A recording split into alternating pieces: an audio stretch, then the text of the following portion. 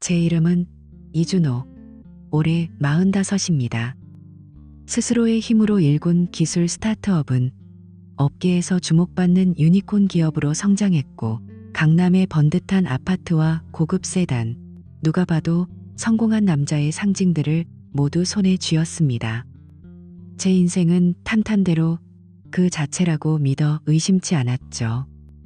그리고 그 성공의 그림 옆에는 언제나 제 아내 최미연이라는 아름다운 풍경이 있었습니다. 40살의 제 아내는 동네에서도 가장 아름다운 꽃들을 피워내는 부티크 꽃집의 주인이었습니다. 결혼 15년 차. 우리의 삶은 마치 잘 관리된 온실 속 화초 같았어요. 격정적인 다툼도 쓰라린 가난도 없이 잔잔하고 안정적인 궤도를 따라 흘러가는 듯 보였습니다. 하지만 온실 속에서도 보이지 않는 균열은 생겨나는 법이었죠. 바로 시간이라는 이름의 균열이었습니다. 저는 늘 시간에 쫓겼습니다. 미국, 유럽 파트너들과의 시차는 제 밤과 낮의 경계를 무너뜨렸고, 새벽까지 이어지는 화상회의는 일상이었습니다. 아내 또한 다르지 않았어요. 이른 새벽, 제가 잠든 사이에 집을 나서 향기로운 꽃들을 한아름 싣고 돌아왔고, 밸런타인데이나 어버이날 같은 특별한 날이면 가게의 소파에서 쪽잠을 자며 밤을 새우기 일쑤였습니다. 우리는 같은 지붕 아래 살았지만 서로 다른 시간대를 살아가는 이방인과도 같았다. 어느 날 밤 야근을 마치고 현관문을 열었을 때 거실 소파에 아내가 꽃 가위를 손에 쥔 채 웅크려 잠들어 있었습니다. 그 지친 모습을 보는 순간 성공을 향해 달리느라 우리가 얼마나 서로를 방치했는지 깨닫고 가슴이 서늘해졌습니다. 하지만 다음 날 아침이면 우리는 언제 그랬냐는 듯 각자의 전장으로 향하기 바빴어요. 그러던 작년 봄, 그 미세하던 균열에서 소리가 나기 시작했습니다. 언제부터였을까요? 꽃을 만지면서도 웃지 않는 아내의 모습이 눈에 들어오기 시작했습니다. 손님들에게는 더없이 상냥했지만 가게 문을 닫고 집에 돌아온 그녀의 얼굴에서는 깊은 그늘이 느껴졌습니다. 잦아진 한숨 끝에 어느 날 저녁 아내가 와인잔을 내려놓으며 조용히 입을 열었다. 여보, 나 요즘 내가 시들어가는 것 같아. 매일 아름다운 꽃들을 보잖아. 개들은 피고 지고를 반복하는데 나는 그냥 이 자리에서 빛도 못 보고 시들어가는 것만 같아. 가슴이 쿵 하고 내려앉는 기분이었습니다. 인생이 완전히 멈춰버린 느낌이야. 정말 숨이 막혀. 나 이대로는 안 될 것 같아. 40살 생일이 코앞인데 나 자신에게 무언가 선물을 해주고 싶어. 그냥 비싼 가방이나 옷 말고 나를 온전히 되찾을 수 있는 그런 진짜 경험을 말이야. 저는 아내가 국내 온천 여행이라도 다녀오고 싶다는 뜻이라 짐작했습니다. 하지만 아내의 계획은 제 상상을 훨씬 뛰어넘는 것이었습니다. 그녀는 몸과 마음의 완전한 치유와 자아 탐색을 목표로 한 달간의 제주도 여행을 떠나겠다고 선언했습니다. 최고급 리조트에 머물며 요가와 명상 전문 클래스를 통해 자신을 돌아보는 시간을 갖겠다고요. 대학 때 정말 영혼의 단짝이었던 친구 2명 있잖아. 걔들이랑 같이 갈 거야. 서로에게 긍정적인 에너지를 주면서 제대로 한번 재충전하고 싶어. 솔직히 말해, 처음 그 말을 들었을 땐 당황스러웠습니다. 이제 막 안정기에 접어든 꽃집을 한 달이나 비운다고? 단골 손님들은 어떡하고? 그 비용은? 수많은 현실적인 질문들이 머릿속을 스쳐 지나갔습니다. 하지만 아내의 텅 빈 눈동자를 보는 순간 그런 현실적인 계산들은 모두 의미를 잃었습니다. 이건 돈이나 시간의 문제가 아니었어요. 제 아내가 지금 무너져 내리고 있다는 아주 절박한 신호였습니다. 저는 더 이상 아무 말도 할 수 없었다. 그저 고개를 끄덕이는 것 외에는. 제 동의를 얻은 아내의 얼굴에 정말 오랜만에 생기가 돌았습니다. 아이처럼 기뻐하며 제게 고맙다고 말하는 아내를 보니 잘한 결정이라는 생각이 들었습니다. 정말 푹 쉬고 완전히 새로운 에너지로 반짝반짝 빛나는 사람이 돼서 돌아올게. 아내는 몇 번이고 그렇게 다짐했습니다. 그날 이후 아내는 여행 준비에 온 마음을 쏟았습니다. 생전 입지 않던 화사한 색상의 요가복을 수십 벌 샀고 서점에서는 나를 찾는 여행, 온전한 휴식 같은 제목의 책들을 한아름 안고 돌아왔습니다. 풍경을 담겠다며 장만한 고가의 미러리스 카메라는 그녀의 설렘을 대변하는 듯했습니다. 그녀는 제게 제주도의 요가 클래스가 얼마나 전문적이고 명상 프로그램이 얼마나 깊이가 있는지에 대해 열정적으로 설명했다. 저는 그저 아내가 행복해하는 모습에 안도하며 모든 것을 지원해 주었습니다. 출국 당일 인천공항은 여행객들로 북적였습니다. 친구들과 함께 나타난 아내의 얼굴은 화장기 없이도 환하게 빛났습니다. 마지막으로 제가 아내를 안았을 때 어딘지 모르게 힘이 들어가지 않은 채 제게 몸을 기대는 느낌이 낯설었습니다. 금방이라도 부서질 것 같은 가녀린 어깨였죠. 건강하고 무엇보다 행복한 모습으로 돌아와 제 말에 아내는 그저 희미하게 웃으며 고개를 끄덕였습니다. 친구들과의 웃음소리에 섞여 들어가는 아내의 뒷모습이 수많은 인파 속으로 완전히 사라질 때까지 저는 바보처럼 그 자리에 서 있었습니다. 아내가 돌아올 한 달 뒤 우리는 다시 예전처럼 행복해질 수 있을 거라고 그렇게 굳게, 정말 굳게 믿고 싶었습니다. 그 한 달이 제 15년 결혼 생활을 송두리째 흔들어 놓을 시간의 시작이 될 줄은 그때의 저는 전혀 알지 못했습니다. 아내가 떠난 후 처음 며칠은 모든 것이 완벽해 보였습니다. 텅 빈 집에서 혼자 저녁을 먹는 것이 외롭긴 했지만 매일 밤 약속처럼 걸려오는 아내의 영상통화가 저에겐 큰 위안이었어요. 아내는 해변가에서 진행되는 명상 수업, 이른 아침 상쾌한 공기를 마시며 하는 요가 클래스, 보기만 해도 건강해지는 듯한 채식 요리 사진들을 보내오며 연신 제잘거렸습니다. 화면 너머로 보이는 아내의 얼굴은 제가 지난 몇 년간 보지 못했던 진정한 행복과 평온으로 가득 차 있었습니다. 그 모습을 보며 저는 제 결정이 옳았다고, 아내에게 정말 저 시간이 필요했다고 믿었습니다. 하지만 정확히 일주일쯤 지났을까요? 그 완벽해 보였던 소통의 미묘한 불협화음이 느껴지기 시작했습니다. 매일 칼같이 오던 영상통화가 뜸해지기 시작했어요. 오늘은 일정이 빡빡해서 좀 늦을 것 같아라는 메시지를 남기고는 밤 11시, 12시가 다 되어서야 피곤한 목소리로 전화를 걸어왔습니다. 통화 내용도 눈에 띄게 단조로워졌습니다. 제가 오늘 하루는 어땠어? 뭐 재미있는 일이라도 있었어? 하고 물으면 아내는 그저 그냥 뭐 쉬었지. 늘 똑같아라며 말을 아꼈습니다.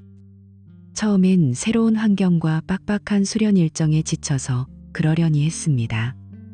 하지만 그런 날들이 반복되자 왠지 모를 서운함과 함께 아주 작은 의심의 씨앗이 마음 한구석에서 싹트기 시작했습니다. 아내의 인스타그램은 여전히 활발했지만 무언가 결이 달라져 있었습니다. 여행 초반 친구들과 함께 웃으며 찍었던 사진들은 눈에 띄게 줄어든 반면 유독 그녀 혼자 있는 사진이 많아졌습니다. 특히 이전에는 별로 즐기지 않던 거친 오름을 오르는 하이킹이나 해안도로를 자전거로 달리는 등 활동적인 야외 활동 사진들이 자주 올라왔다. 마치 누군가 찍어준 것처럼 구도도 아주 멋졌죠. 저는 그저 새로운 취미가 생겼나 보다라며 애써 긍정적으로 생각하려 했습니다.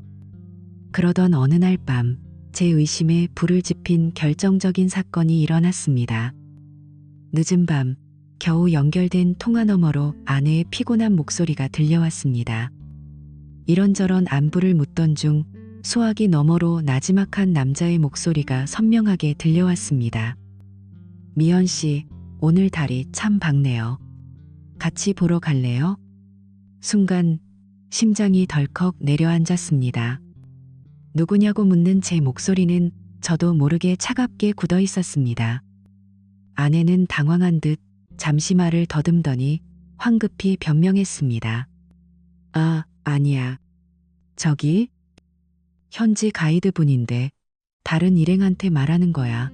그 말을 곧이곧대로 믿기엔 그 남자의 목소리가 너무나도 다정하고 가까이에서 들렸지만 저는 애써 아내의 말을 믿으려 했습니다.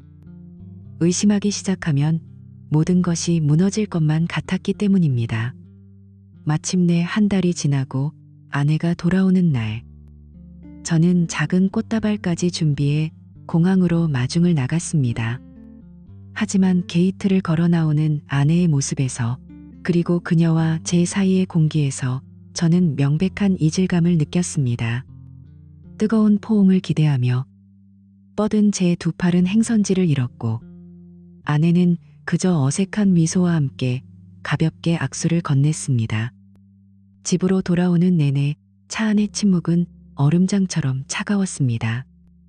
여행은 어땠냐는 제 질문에 아내는 창밖을 보며 응, 즐거웠어라고 짧게 대답할 뿐이었다. 그녀의 몸짓, 말투, 눈빛 모든 것이 낯설고 불편하게 느껴졌습니다. 집에 돌아와 짐을 풀 때 불안감은 더욱 커져만 갔습니다.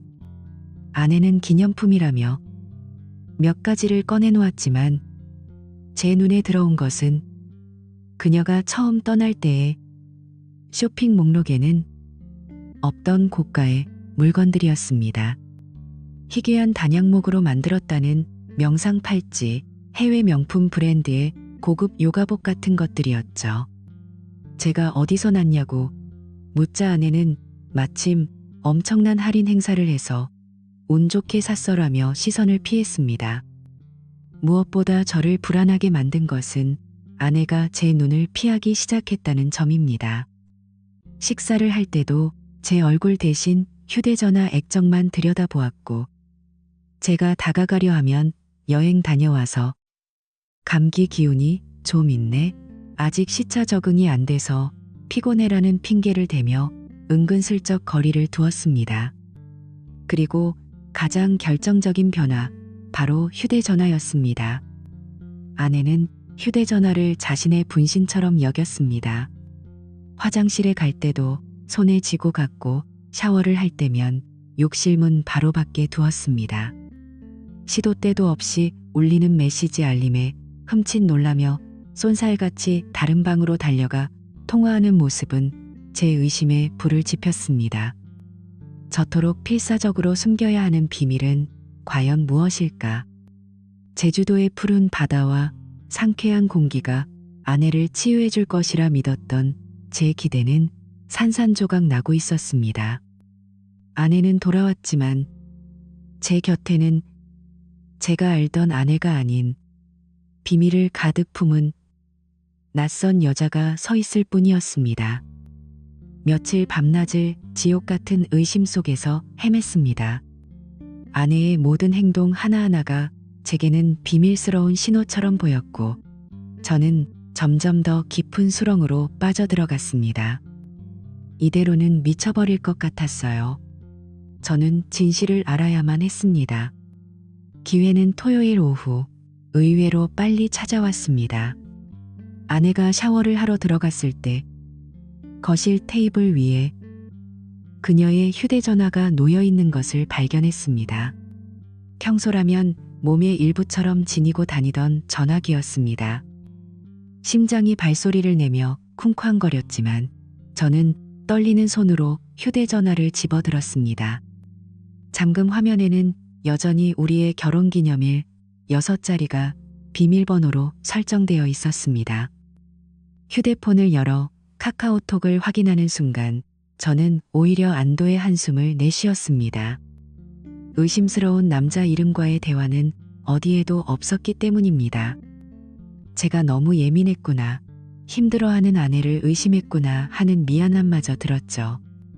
하지만 대화 목록을 천천히 내리던 제 손가락이 한 이름 앞에서 멈췄습니다. 코치 김. 아내의 제주도 여행 이후 유난히 길고 빈번하게 대화가 오간 흔적이 있었습니다. 저는 홀린 듯이 그 대화방을 눌렀다. 처음에는 평범한 안부 인사와 제주 여행에 대한 감상뿐이었습니다. 하지만 화면을 위로 올릴수록 제 심장은 차갑게 식어갔습니다. 제주 노을 아래서 빛나던 미연 씨의 미소가 자꾸 생각나네요. 그날 온천에서의 밤은 정말 최고였어요. 한라산 등반 정말 즐거웠죠? 미연 씨에게서 나던 향기를 잊을 수가 없어요. 손이 떨려 휴대전화를 놓칠 뻔했습니다. 코치 김은 단순한 지도 강사가 아니었습니다. 그리고 제 눈을 의심하게 만든 결정적인 메시지가 나타났습니다. 해변 카페에서의 그 밤. 자꾸 떠올라요. 당신 남편이 알게 될까봐 두렵지만 당신을 포기할 수는 없어요. 세상이 무너져 내리는 기분이었습니다. 15년의 결혼 생활이 제가 믿었던 아내의 모든 것이 한순간에 거짓이 되어버렸습니다. 욕실의 물소리가 멎는 순간 저는 정신을 차리고 황급히 휴대전화를 제자리에 돌려놓았습니다. 아내가 나왔을 때 저는 태연한 척 TV를 보는 신용을 했지만 제 안에서는 배신감과 분노의 불길이 활활 타오르고 있었습니다. 뭐 재미있는 거에? 라고 묻는 아내의 목소리가 그 어느 때보다 역겹게 들렸다. 그 순간부터 제 눈에 비친 최미연은 더 이상 제 아내가 아니었습니다. 다음 날부터 저는 탐정이 되었습니다. 카카오톡 대화에서 얻은 명상 클래스, 개인 요가, 해변 카페, 개인 가이드 같은 단서들을 조합해 인터넷을 샅샅이 뒤졌습니다. 아내가 제주에 머물렀던 기간 동안 활동했던, 특히 개인 힐링 코스를 전문으로 하는 한국인 요가 및 명상 강사들을 집중적으로 찾아봤습니다. 그리고 마침내 한 남자를 찾아냈습니다. 강민준. 38세의 요가 강사이자 웰빙 전문가. 그의 인스타그램은 제주도의 아름다운 자연과 개인 수련 사진들로 가득 차 있었습니다. 그의 인스타그램 피드는 제 심장을 먹게 만들기에 충분했습니다. 아내가 제주에 머물렀던 시기와 정확히 겹치는 기간에 올라온 수많은 게시물들. 아내가 올렸던 사진과 정확히 같은 장소, 같은 구도에서 찍은 풍경 사진들이 줄을 이었습니다. 심지어 아내가 큰 할인을 받아 샀다던 그 단양목 팔찌와 정확히 일치하는 팔찌 사진이 있었습니다. 특별한 수강생에게서 받은 선물이라는 문구와 함께요. 결정적인 증거는 아내의 친구가 올린 단체 셀카 사진 속에 있었습니다. 제주도의 한 해변에서 찍은 사진이었죠. 배경 한 구석, 흐릿하게 보이는 두 남녀. 확대를 하자 제 숨이 멎었습니다. 강민준, 그리고 제 아내 최미연이었습니다. 강민준은 아내의 어깨에 다정하게 손을 올리고 있었죠. 더 이상 부정할 수 없는 명백한 증거였습니다. 조사는 거기서 끝나지 않았습니다. 저는 강민준이 아내가 돌아온 이후 서울에 방문했던 기록들을 찾아냈고, 그 날짜들은 놀랍게도 아내가 친구를 만나거나 중요한 행사가 있다며 외출했던 날들과 정확히 일치했습니다. 특히 제 머리를 망치로 내리친 것은 평창 여행이었습니다. 아내는 대학 동창들과 평창으로 휴가를 간다고 했었죠. 하지만 코치 김과의 대화에는 평창의 숨겨진 카페에서 보낸 잊지 못할 밤이라는 구절이 있었습니다. 저는 그날 아침 여행 잘 다녀오라며 아내를 차로 터미널까지 태워주었고, 친구들과 즐거운 시간 보내라며 웃으며 손을 흔들어 주었습니다. 그 기억이 떠오르자 참을 수 없는 모멸감이 온몸을 덮쳤습니다. 저는 완벽한 바보, 아내의 외도를 위한 완벽한 조력자였을 뿐이었습니다. 손안에는 명백한 증거들이 있었습니다. 카카오톡 대화 캡처, 두 사람이 함께 있는 간접적인 사진, 강민준의 SNS 기록과 동선, 그리고 결정적인 증거인 커플 팔찌까지. 더 이상 망설일 이유가 없었습니다. 그날 저녁 거실의 공기는 유난히 무겁고 차가웠습니다. 아내는 소파에 앉아 태연하게 TV를 보고 있었죠. 저는 그 옆에 앉아 낮은 목소리로 말했습니다. 우리 진지하게 할 얘기가 있어. 아내는 무슨 일인데? 라고 반문했지만 순간 굳어지는 그녀의 표정에서 이미 무언가 직감했음을 알 수 있었습니다. 저는 TV를 끄고 아내를 똑바로 바라보며 말했습니다. 당신이 말한 코치김. 본명은 강민준, 맞지? 아내의 얼굴이 새하얗게 질렸습니다. 그녀는 필사적으로 부인하려 애썼습니다. 당신 지금 무슨 미친 소리를 하는 거야? 증거 있어? 하지만 그 목소리는 꼴사납게 떨리고 있었습니다. 저는 말없이 제 휴대전화를 들어 메시지 캡처 화면들과 강민준의 인스타그램에 올라온 팔찌 사진을 차례로 보여주었습니다. 평창에서 수강생한테 당신 향기가 그립다고 말하고 커플 팔찌를 선물하는 요가 강사도 있나? 아내는 완전히 할 말을 잃었습니다. 잠시 후 그녀는 분노의 찬 목소리로 소리쳤습니다. 내 휴대폰 훔쳐봤어? 그게 지금 중요해? 그 남자는 누구냐고 물었어. 제 목소리는 얼음처럼 차가웠습니다. 길고 무거운 침묵 끝에 아내는 마침내 고개를 떨구며 인정했습니다. 맞아요. 강민준 씨예요. 제주도에서 만난 요가 강사. 그녀는 변명을 늘어놓기 시작했습니다. 그냥 여행지에서 만난 스쳐가는 인연이었어. 그때 난 너무 외롭고 길을 잃은 기분이었단 말이야. 저는 코웃음을 쳤습니다. 스쳐가는 인연. 당신 돌아온 뒤에 서울까지 2번이나 만나러 왔던데. 그것도 스쳐가는 인연인가? 저는 강민준의 동선 증거를 들이밀었습니다. 아내의 눈이 경악으로 커졌습니다. 당신, 그걸 어떻게 알았어? 저는 멈추지 않고 몰아붙였습니다. 평창에 친구들 만나러 간다던 그날, 사실 그 남자 만나러 간 거 맞지? 아내는 결국 고개를 끄덕였습니다. 네, 맞아요. 하지만 사랑 같은 거 아니에요. 그냥 인연이었을 뿐이라고요. 인연? 저는 실소를 터뜨렸다.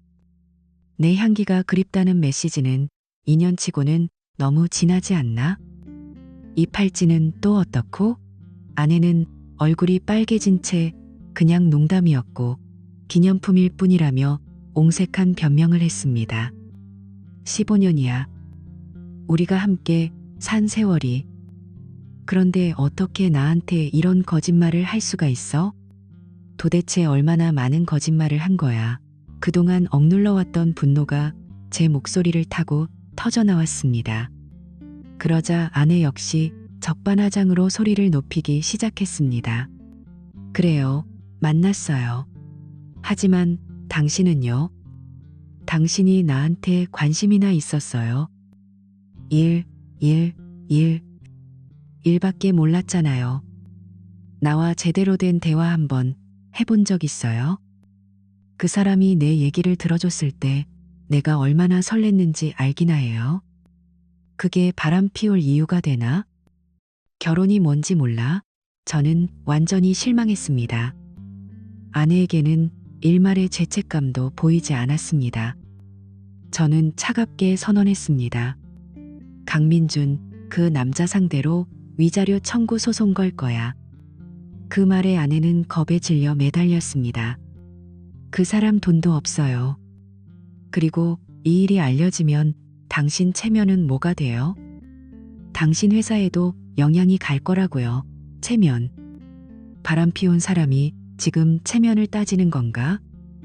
저는 냉정하게 말했고 아내는 제발 조용히 해결하자고 애원했지만 제 결심은 확고했습니다. 그날 밤 저는 뜬 눈으로 밤을 새웠습니다. 15년의 신뢰가 완전히 박살났음을 깨달았습니다. 아내는 진심으로 뉘우치고 있지 않았습니다. 다음 날 아침 저는 곧장 변호사를 찾아가 법적 절차를 준비하기 시작했습니다. 변호사는 증거가 명백하여 승소 가능성이 매우 높다고 했습니다. 저는 모든 증거를 정리했습니다. 카카오톡 대화, 제주도에서의 간접적인 사진, 강민준의 SNS 기록, 그의 출입국 기록, 아내의 거짓말 증거, 그리고 특별한 수강생을 암시하는 그의 SNS 게시물들까지. 특히 저는 제주도 여행 및 웰빙 커뮤니티를 통해 강민준의 평판에 대해 수소문했고 그가 이전부터 유부녀 수강생들에게 부적절한 행동이나 찝쩍거림으로 경고를 받은 적이 있다는 정보까지 확보했습니다. 심지어 그가 운영하는 개인 블로그에는 이름을 명시하지 않은 채 제주에서 만난 특별한 인연들이라며 여러 여성을 암시하는 글들을 자랑처럼 써놓기까지 했습니다. 그는 상습범이었습니다. 변호사와의 상의 끝에 우리는 단순한 위자료 청구를 넘어 그가 활동하는 모든 웰빙 플랫폼과 관련 협회에 그의 비윤리적인 행위를 공론화하여 강사 자격 박탈을 요구하기로 했습니다. 플랫폼들의 반응은 빨랐습니다. 며칠 만에 진상조사를 약속하며 사실로 확인될 경우 엄중한 조치를 취하겠다는 답변이 돌아왔습니다. 저는 강민준을 상대로 5천만 원의 위자료를 청구하는 민사소송을 정식으로 제기했습니다. 소장이 접수되자마자 아내에게서 전화가 걸려와 제발 일을 크게 만들지 마라 달라고 울며 빌었습니다. 저는 단호하게 말했습니다. 너무 늦었어. 난 끝까지 갈 거야. 며칠 뒤 강민준에게서도 카카오톡 메시지가 왔습니다. 죄송하다며 합의할 수 없겠냐는 내용이었습니다. 변호사의 조언에 따라 저는 아무런 답변도 하지 않았습니다. 강민준의 상황은 급속도로 악화되었습니다.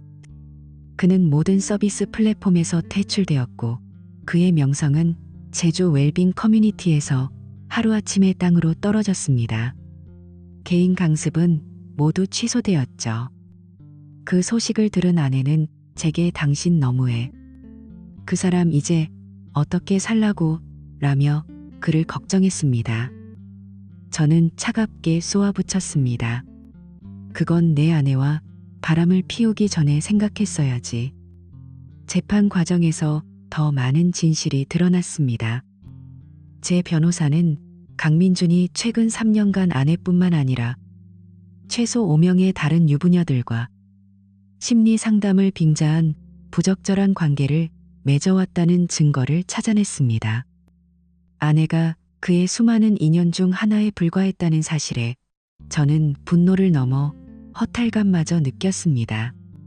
법원은 강민준이 제게 3천만 원의 위자료를 지급하라고 판결했습니다. 그는 항소를 포기했습니다. 판결 소식을 들은 아내는 완전히 무너져 내렸습니다. 이제 만족해요? 원하는 걸 얻었잖아요. 이제 뭘 더 원해요? 저는 지친 목소리로 대답했습니다. 이제 우리 관계도 끝내야지. 이혼을 결심했습니다. 정말 이혼할 거예요? 단 한 번의 실수 때문에? 아내는 애원했습니다. 한 번의 실수? 몇 달에 걸친 거짓말과 배신이 한 번의 실수라고? 한 번 깨진 신뢰는 다시 붙일 수 없어. 이혼 절차는 신속하게 진행되었습니다. 아내가 유책 배우자임을 인정했고 증거가 차고 넘쳤기에 재산 분할 역시 제게 유리하게 마무리되었습니다. 아내의 꽃집은 동네에 퍼진 소문 탓에 손님의 발길이 끊겨 결국 문을 닫아야 했습니다. 모든 것을 정리한 아내는 서울을 떠나 부모님이 계신 고향으로 내려갔습니다. 그렇게 저의 15년간의 결혼 생활은 막을 내렸습니다. 이혼 서류에 도장을 찍고 몇 주가 지났을 무렵 저는 흥미로운 소식을 전해 들었습니다. 제주 관련 온라인 여행 및 웰빙 커뮤니티에 유부녀 수강생을 전문적으로 유혹하는 요가 강사 강민준이라는 제목의 경고글이 올라왔다는 것이었습니다. 그 게시글에는 강민준과 제 전 아내의 사진과 함께 불륜 소송에 대한 상세한 내용이 담겨 있었다고 합니다. 댓글창에는 강민준에게 비슷한 피해를 볼 뻔했다는 다른 여성들의 증언이 줄을 이었습니다. 결국 그는 제주를 떠나 육지로 돌아갔지만 인터넷에 퍼진 악평 때문에 어떤 일자리도 구하지 못하고 사실상 업계에서 완전히 퇴출당했다고 합니다. 아내였던 그녀는 고향으로 내려간 뒤 완전히 연락이 끊겼습니다. 가끔 공통의 지인들을 통해 들려오는 소식에 따르면 소문이 더 빠르게 퍼지는 작은 동네에서 새로운 일을 구하는데 큰 어려움을 겪고 있다고 했습니다. 모든 것이 정리된 후 저는 그동안 가정 문제로 소홀했던 제 기술 스타트업에 모든 것을 쏟아부었습니다. 멈춰있던 프로젝트들이 다시 활기를 띠기 시작했고 몇 개의 새로운 대형 계약을 성사시키면서 회사의 매출은 눈에 띄게 성장했습니다. 하지만 무엇보다 가장 큰 수확은 제 마음에 평화가 찾아왔다는 것입니다. 더 이상 아내의 거짓말을 의심하며 분노에 잠 못 이루는 밤은 없었습니다.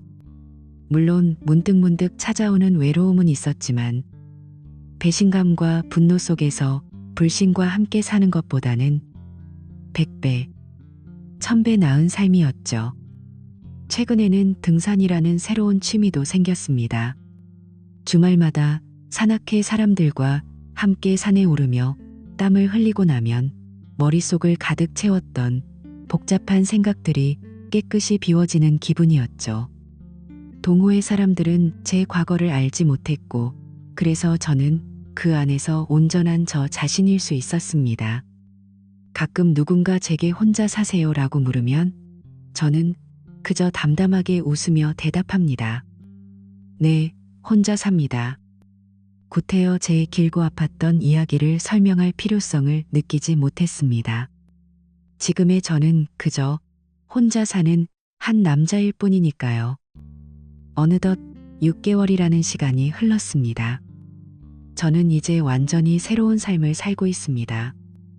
사업은 안정적인 궤도에 올랐고 제 마음의 상처도 많이 아물었습니다. 15년의 결혼 생활이 한순간에 무너졌다는 사실이 처음에는 너무나 허무하고 억울했지만 지금은 오히려 이게 최선의 결말이었다고 생각합니다. 저는 아주 값비싼 대가를 치르고 중요한 교훈을 얻었습니다. 믿을 수 없는 사람과 불안 속에서 함께 사는 것보다 때로는 조금 외롭더라도 정직하게 혼자 사는 것이 훨씬 더 행복하다는 것을요. 그리고 최미영과 강민준, 그 두 사람 역시 자신들의 행동에 대한 대가를 똑똑히 치렀으니 제게는 이것으로 충분히 만족스러운 결말입니다.